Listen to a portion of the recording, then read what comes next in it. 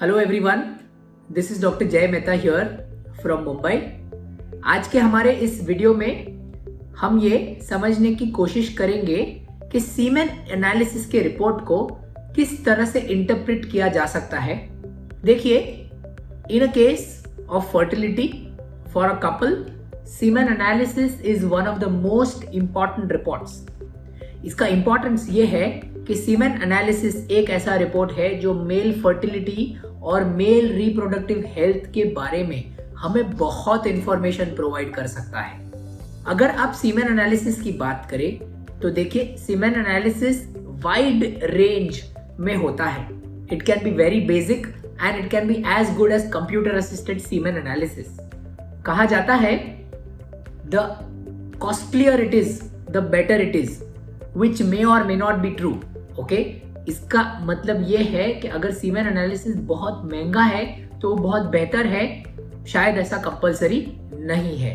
एक जमाने में बिफोर कंप्यूटर असिस्टेंस सारे के सारे semen analysis reports used to happen on manual counting, खुद से होते थे। इस चीज में हमें 2 या 3 चीजें ध्यान रखनी चाहिए कि सीमेन एनालिसिस का टेस्ट करने के पहले कोई स्पेसिफिक या स्पेशल प्रिकॉशंस लेने की जरूरत नहीं होती।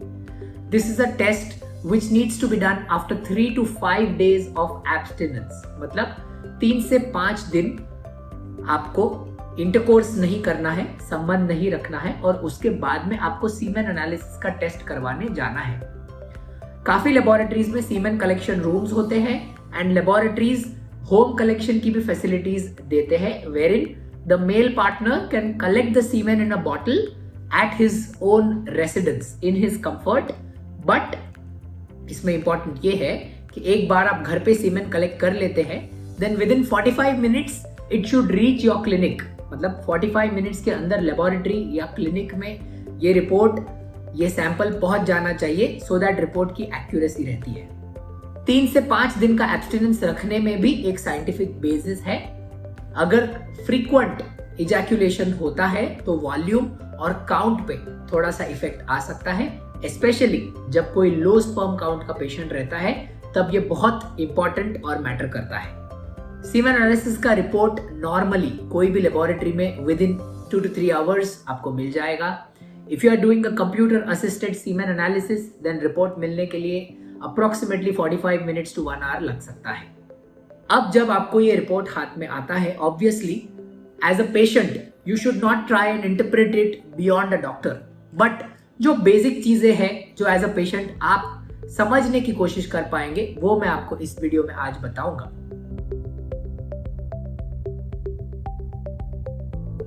चार फैक्टर्स बहुत इंपॉर्टेंट है एज अ पेशेंट आपके लिए। एक है वॉल्यूम।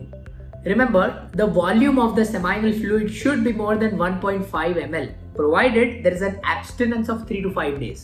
मतलब नॉर्मली सीमेन एनालिसिस जब आप देते हैं, तब अगर आपका कलेक्शन करेक्टली हुआ है तो उसका जो वॉल्यूम 1.5 ml या 2 ml के आसपास होना चाहिए।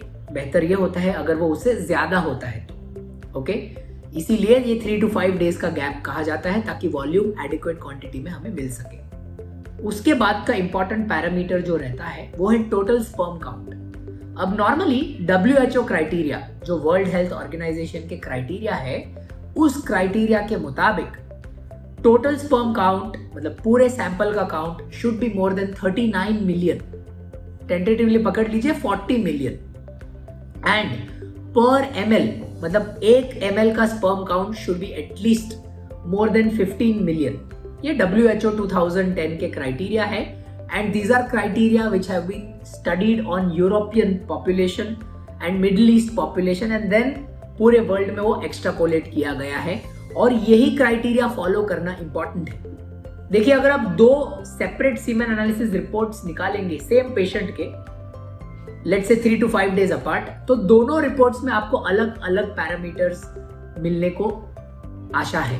इसका रीजन ये है कि it is a point of time analysis. मतलब लेट्स से आज है संडे, तो संडे सुबह 7 बजे सीमेन के रिपोर्ट में ये फाइंडिंग्स है।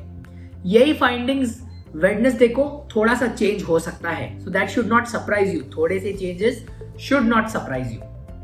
इसके बाद में जो चीज इंपॉर्टेंट आता है वो है टोटल मोटिलिटी। इसका मतलब है अगर आप ग्रेड्स ऑफ मोटिलिटी देखेंगे तो 1, 2, 3, 4 के हिसाब से रहता है, but total motility of a sample should be at least 40%। और द प्रोग्रेसिव मोटिलिटी मतलब जो sperms which are moving in a particular direction, that should be at least 32%। ये बहुत इंपॉर्टेंट क्राइटेरिया है, बिकॉज कोई भी स्पर्म सैंपल में स्पर्म्स अगर मोटाइल रहते हैं तो ही फर्टिलाइजेशन या प्रेगनेंसी के चांसेस रहते हैं। And lastly what you should remember is sperm morphology. अगर आप ये टेस्ट करवाते हैं तो ये ध्यान में रखना जरूरी है, क्योंकि काफी बार रिपोर्ट्स में लिखा रहता है 60% sperms are abnormal, 30% sperms are abnormal, और लोग सिर्फ ये पढ़ के एकदम डर जाते हैं 30% एबनॉर्मल क्यों है।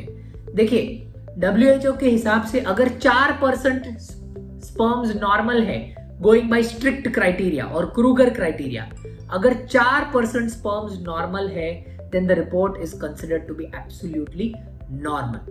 Okay, but yes, if you have 99% abnormal sperms, 98% abnormal sperms, तब ये रिपोर्ट को abnormal माना जाता है।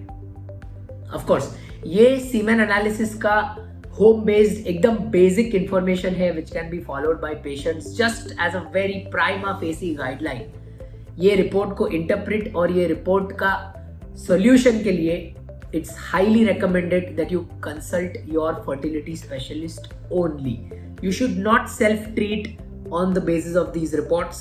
ये वीडियो सिर्फ उसी चीज के लिए बनाया गया है so that as a patient आपको बेसिक सीमेन एनालिसिस के पैरामीटर्स क्या है और आपको क्या ध्यान में रखना चाहिए ये आप याद रख सके।